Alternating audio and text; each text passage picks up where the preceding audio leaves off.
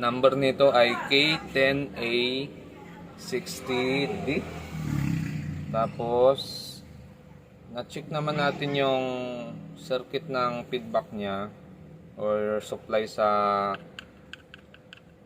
IC na ito. Okay naman yung circuito natin. Hindi naman short. Ibig sabihin, hindi rin short yung IC natin. So, mamaya papakita ko sa inyo kung paano mag-check ng ating circuit sa supply nito kahit nakakabit siya.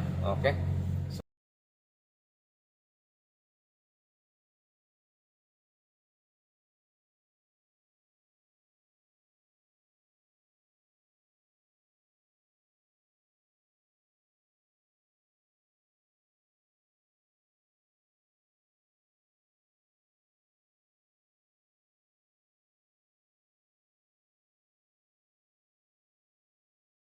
Tayo, Samsung. Problema nito ay walang power. Wala siyang power. So, nakasaksak yan. Walang power. Okay? Ito yung model. Model number 40. Tapos, ito naman yung kanyang power supply. Ito naman yung kanyang mainboard. Yan. Ito yung kanyang top board or panel board. Okay, so problema nito walang power. So check natin yung filter kasi kasasaksak lang natin. Titingnan natin kung may makuha tayong supply sa filter dito. So wala tayong nakuha ang supply, ano? Wala, okay. So try natin i-buzzer yung fuse. So open yung fuse. Fuse natin wala, open, pero good yung buzzer natin. Check natin i-buzzer yung diode dito secondary. So may short tayo dito na detect, yan. So kadalasan yan sakit ng ganitong power supply. Pag nasira yung secondary, damay yung primary. Okay, so ito yung ating power supply. So ito yung secondary natin, may short tayo na detect dito. So tapos yung primary natin ay open yung fuse. Pag open fuse, automatic yan, pwedeng sibak yung regulator natin dito. Ito, pwedeng sibak din yan. So try natin kung buo pa itong driver nya. So pag sira itong driver nito, medyo tagilid tayo, ano? So yung ganito, dalawa optocoupler nya. So pwede din natin to sa 4 wires. Try natin mamaya kung kuha sa 4 wires pag hindi natin nagawa yung primary nito. Tapos sa secondary, check natin yung tatlong diode dyan. Okay, so ito na, natapos na natin yung power supply natin, na set up na natin. So ginawa natin dito, nagpalit tayo ng fuse. Yan, pinalitan natin yung fuse. Tapos pinalitan natin yung MOSFET. Number nito ay K10A60D. Tapos na-check naman natin yung circuit ng feedback niya or supply sa IC na ito. Okay naman yung circuito natin. Hindi naman short. Ibig sabihin, hindi rin short yung IC natin. So mamaya papakita ko sa inyo kung paano mag-check ng ating circuit sa supply nito kahit nakakabit siya. Okay? So tapos ginawa natin, pinalitan natin yung tatlong diode dyan. So bali ito lahat ng pinalitan natin. Tatlong diode, isang fuse, saka isang MOSFET. Yan. So ito yung sinasabi kong dalawang filter na maliit. Yan. Check ngayon natin yan kung good pa ba yung circuit or sira na. Okay? So sa pag-check nyan, gumagamit ako ng tester na analog kasi mas kabisado ko yung ganitong setup pag nag-check ako ng circuit kung short ba or pwede pa yung circuit niya. So yan. Okay, so wala siyang palo, ha? Positive natin dito. So balik rin natin ngayon, lagay natin yung positive natin doon sa kabila. Yan. Tapos ito naman yung negative.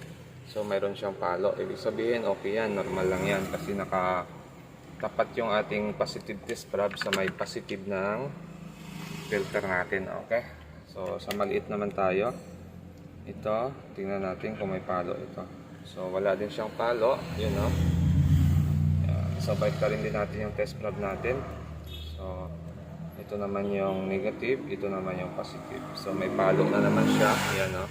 So ganun talaga pag nakatapat yung test probe mo sa positive polarity ng kapasitor, magkakaroon ng reading yan. So masasabi mo lang sira yung circuit mo pag binaliktad mo yung test probe mo, tapos nagkaroon pa siya ng reading. Ibig sabihin pwedeng may problema yung circuit mo. So pero pag ganong setup, yon, may reading siya. Pag binaligtad mo, dapat wala siyang reading.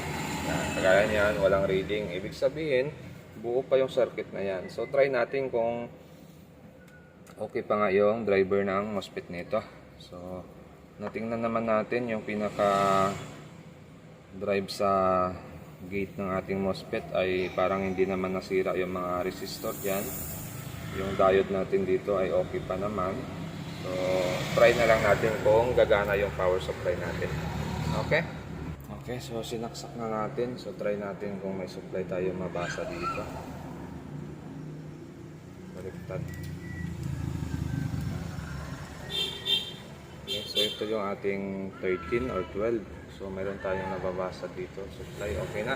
So ibig sabihin buo yung ating driver na dalawa. Driver yung dalawang circuit natin sa filter dito na supply para dito ay buo. Ibig sabihin yan. Kasi nagkaroon na tayo ng supply dito sa secondary natin. Yun no. Okay, so try natin i-actual sa unit. Titingnan natin kung gagana yung unit natin. Okay, so naisaksak na natin. Try muna natin yung ilaw natin. So tinanggal ulit natin yung mainboard. So try muna natin yung ilaw. Titingnan natin kung good yung ilaw niya. So ayan, umiilaw siya. Tingnan ko. Yan. So umiilaw siya, ibig sabihin gumana na yung power supply natin. So try natin si mainboard. Kahit na check natin to kanina na wala nang short yung circuit. So try pa rin natin. Titingnan natin kung magbubukas ito. Okay, so dito tayo sa kanyang sensor. Titingnan natin kung iilaw yung sensor nito. Ayun, musok to, no? So nagkaroon ng tama yung IC dito. Yun, no? Umusok. So napansin ko umusok ito, oh. May sunog. May tama yung IC dyan, oh. Yun, no? Yan. So nasira yung IC na yan. Okay, so may problema din yung board natin. So check natin yung load side ng board natin, yung out ng regulator na ito. Titingnan natin kung short yung out nito. Pag short yung out, pwedeng sira yung mainboard natin. Pwedeng sira yung IC. Kaya nagkaroon ng problema yung secondary natin. At nasira yung primary natin. So minsan kasi nanggagaling dito ang problema, babalik sa power supply, babalik sa primary. So ganon. So try natin kung okay pa yung circuit ng load side nito. Okay, so ito natanggal natin yung pinaka mainboard. So positive na tayo. May short nga circuit sa secondary niyang ating regulator, ano? Yung sa load side natin. So dito yung mga kapasitor dito okay naman. Yun, wala namang short yung mga kapasitor dito. Okay. So, okay. So pagdating dito sa dalawang to, yun, nagbabasa rito. Yun, nagbabasa siya, tapos yung value niyan ay 2.6 lang. So masyadong mababa yan. Tapos mayroon pa dito sa loob. Nagbabasar din kanina. Yun, oh, nagbabasar din ito. So parang nadali din ito.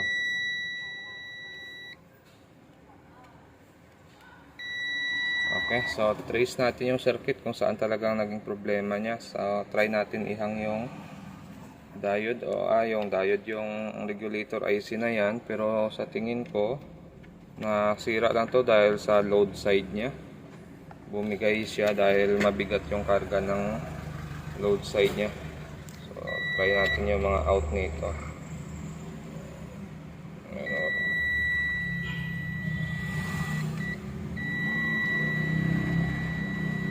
Ayan, oh, nagbabasar siya. Okay, so try natin tanggalin to. Baka siya lang yung shorted. So baka yung ibang circuit natin buo pag natanggal natin tong IC na ito. So yan. Sunog na sunog.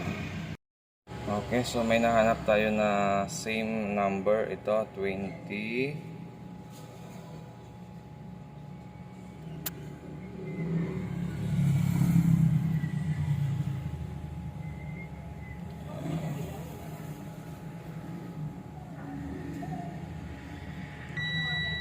Okay, so natanggal na natin yung regulator na yon.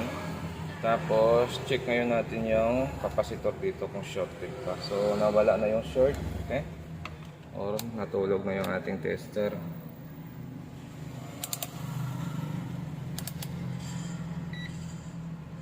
Basa lang tayo.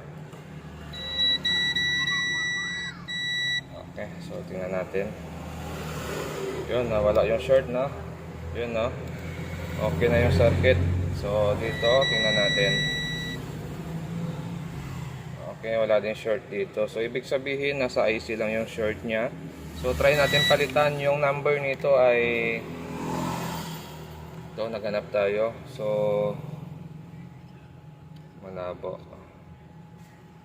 2080. Yan, 208017 ang number. 208017. Yan yung number niya. So try natin ipalit yan. Tatanggalin natin yan, tapos ipalit natin dito sa board natin. Okay, sana buo pa yung ating pinaka-IC. Okay, so tatanggalin natin yan.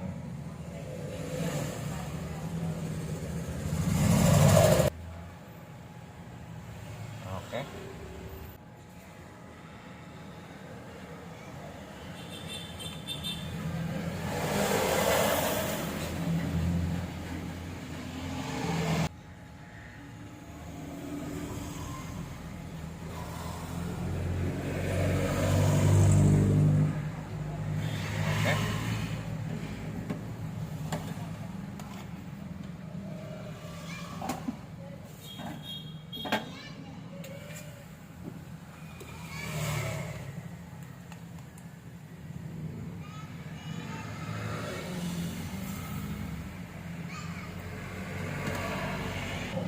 Okay, so napalitan na natin.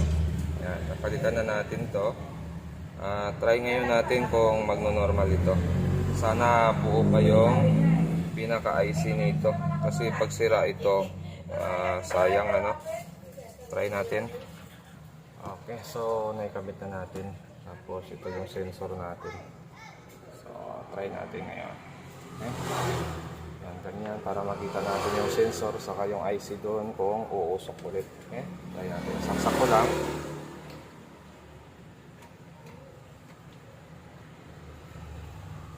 Parang may umilaw, ano? Ayun, nag-backlight na siya, oh. So mayroon na siyang backlight. Yan, umilaw yung sensor at nagka-backlight na siya. So maaaring may display nito. Ayun, meron na siya. So, yun lang naging problema niya. Nasira yung regulator natin dito. Tapos, yung diode dito isa. Sira yung power MOSFET natin dito. Tapos, yung fuse. So, yun lang naging problema niya. Ngayon, okay na yung unit. Okay? Check ngayon natin yung supply na pumapasok sa IC at lumalabas sa IC. Kung ilang volts yan. Kung bago lang kayo sa aking channel, huwag kalimutan mag-subscribe. So, itong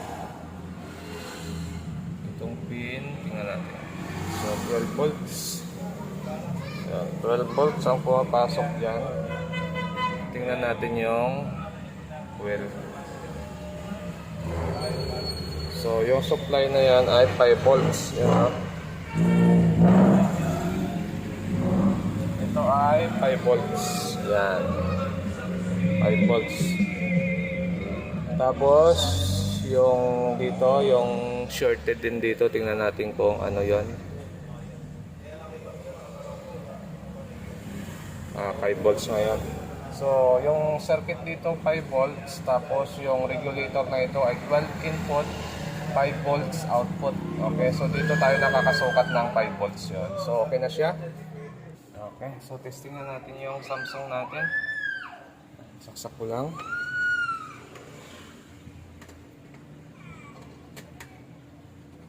Okay, so medyo marami-rami din ang naging problema nito.